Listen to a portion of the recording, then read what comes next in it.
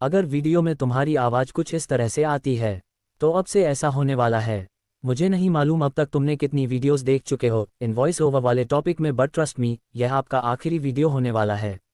इन points को जानने के बाद उससे पहले आपके मन में जो कुछ भी डाउट्स है उन्हें क्लियर कर देते हैं। पहली डाउट कि अगर आप सोच रहे हो कि मेरी वॉइस इस दुनिया की सबसे वाहियात है, तो ऐसा सोचना बंद करो, क्योंकि जितने भी बड़े यूट्यूबर हैं उनकी स्टार्टिंग में अपनी वॉइस ऐसे ही वाहियात लगती थी, लेकिन टाइम के साथ आज उनकी वॉइस ही उनकी पहचान है। तुम्हारी वॉइस कैसा साउंड करता है ये मैटर नहीं करता है, मैटर करता है तो बस ये कि तुम अपनी बात को सामने वाले के सामने कैसे पेश करते हो। तुम्हारी बोलने का तरीका कैसा है, तुम जो बोल रहे हो क्या वह सामने वाला समझ पा रहा है या नहीं। वॉइस किसी का भी खराब नहीं होता है, बस उसका बोलने का तरीका गलत होता है। खैर, इसके बारे में वीडियो के आगे अच्छे से डिस्कस करेंगे, इसलिए बढ़ते हैं नेक्स्ट डाउट की तरफ। तुम हमेशा सोचते हो कि तुम्हारी अच्छी वॉइस के लिए एक अच्छी क्वालिटी की माइक चाहिए, तो नहीं है। अगर तुम्हें नॉलेज है तो तुम एक मोबाइल से ही अच्छी क्वालिटी की वॉइस रिकॉर्ड कर सकते हो। अगर तुम एग्जाम्पल की बात करो तो पूरे यूट्यूब पर यूट्यूबर्स अपनी स्टार्टिंग विदाउट माइक से ही करते हैं और सफल भी होते हैं। अगर तुम्हारे अंदर टैलेंट है तो तुम अपने मोबाइल से ही स्टार्टिंग कर सकते हो। मैं भी इस चैनल की सारी वीडियोस अब तक सिर्फ मोबाइल से ही रिकॉर्ड किया हूँ। हाँ, थोड़ी एडिटिंग भी किया हूँ जिसका बात मैं आगे करूँगा। अब आते हैं मेन पॉइंट्स पे। जहाँ तक बात है क्लियर नॉइस की, तो तुम इसे एडिटिंग से भी कर सकते हो, बट जो नेचुरल नॉच क्लियर होगा वो ज़्यादा बेटर होगा।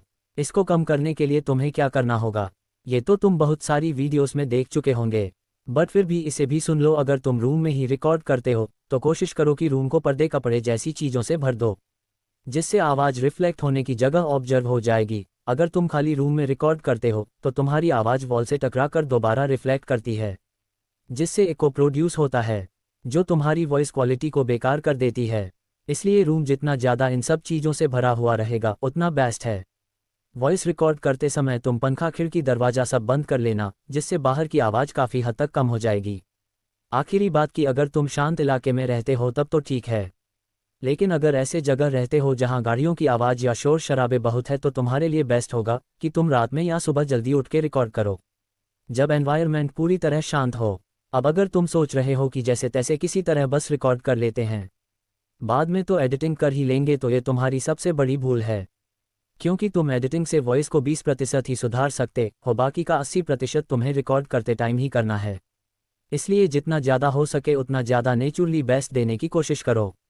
बेस्ट वॉइस ओवर के लिए मैं तुम्हें कुछ प्रो टिप्स देना चाहूँगा, जिसे मैं पर्सनली फॉलो करता हूँ, जिससे मेरी वॉइस में काफ़ी इम्प्रूव मिला है।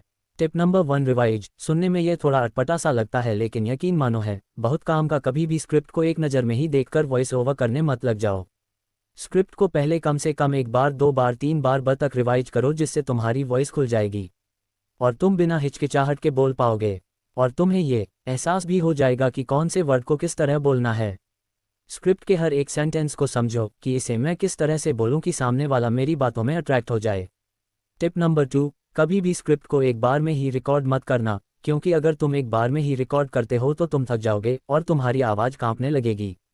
इसलिए स्क्रिप्ट को अलग अलग हिस्से में कर लो और पार्ट 1 को रिकॉर्ड करने के बाद थोड़ा ब्रेक लो और फिर स्टार्ट करो। ब्रेक में तुम 2 मिनट का मौन रख सकते हो, पानी पी सकते हो, लंबी सांसें ले सकते हो, जिससे तुम्हारी बोलने की एनर्जी फिर से हाई हो जाएगी और तुम स्पष्ट बोल पाओगे। भले ही तुम्हें 10 मिनट की वीडियो की वॉइस ओवर के लिए 2 घंटे ही क्यों ना लग जाए, लेकिन वॉइस बेस्ट होनी चाहिए। Tip number 3, be confident. अगर तुम कॉन्फिडेंट नहीं हो तो स्क्रिप्ट कितनी भी अच्छी क्यों ना हो, वॉइस अच्छा नहीं होगा। इसलिए आपका कॉन्फिडेंट होना बहुत ज़रूरी है। आपका बोलने का तरीका सही होना चाहिए, जिससे तुम्हारी बात को और ऑडियंस अच्छे से समझ सके। अगर ज़्यादा फास्ट बोलते हो तो ऑडियंस को तुम्हारी बात समझ में नहीं आएगी, और अगर स्लो बोलते हो तो ऑडियंस बोर हो जाएगी। इसलिए ना ही ज़्यादा फास्ट बोलो और ना ही ज़्यादा स्लो बोलो, मीडियम में ही बोलने की कोशिश करो, ताकि बात को ऑडियंस अच्छे से समझ पाए। इसके अलावा तुम्हें हर एक सेंटेंस के अलग अलग टोन में भी चेंज करते रहना है, और ज़्यादातर न्यू यूट्यूबर यहीं पे गलती करते हैं, जिससे अच्छी स्क्रिप्ट, अच्छी एडिटिंग के बाद भी वॉइस बोरिंग हो जाती है। तुम्हें इसका पता होना चाहिए कि कौन से वर्ड को कितना एम्फसिस डालना चाहिए, किस वर्ड को लंबा खींचना है और किस वर्ड को शॉर्ट में ही निकालना है। अगर बात समझ नहीं आया तो इस एग्जाम्पल को देखो। अगर तुम सोचते हो कि यूट्यूब यूज इमोशंस, एक अच्छा एक्टर या क्रिएटर वही होता है जो इमोशंस का सही यूज़ करना जानता है।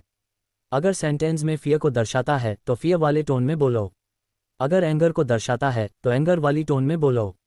एंगर को अपने माइंड में फील करो, और ये तभी होगा जब तुम स्क्रिप्ट को अच्छे से समझोगे कि तुम बोलना क्या चाह रहे हो। अगर सेंटेंस में फियर को दर्शा रहा है और तुम उसे फनी टोन में बोलते हो तो ऑडियंस यही बोलेगा, तौबा तौबा तौबा, सारा मूड खराब कर दिया। हमारे पास एक वॉइस सैंपल है, तो चलो इसे एडिट करते हैं।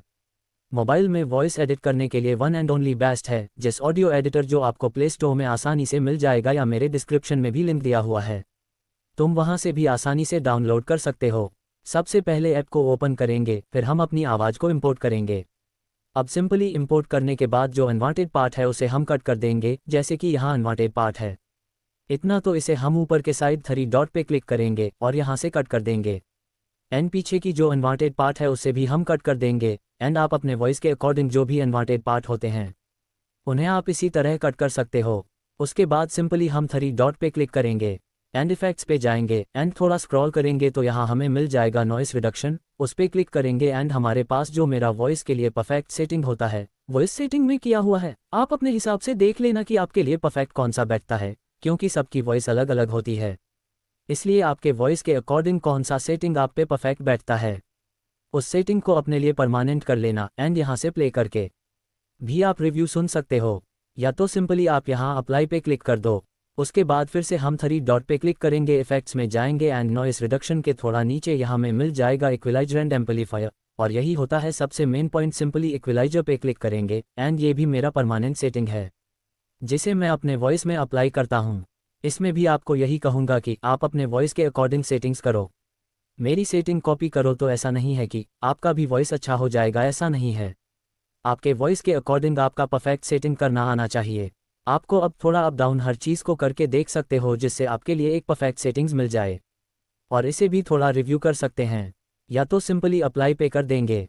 नाउ फिर से 3 डॉट पे क्लिक करेंगे, इफेक्ट्स में जाएंगे एंड इक्विलाइजर एंड एम्पलीफायर के नीचे हमें मिल जाएगा इको, जिससे अप्लाई कर सकते हो या नहीं भी कर सकते हो।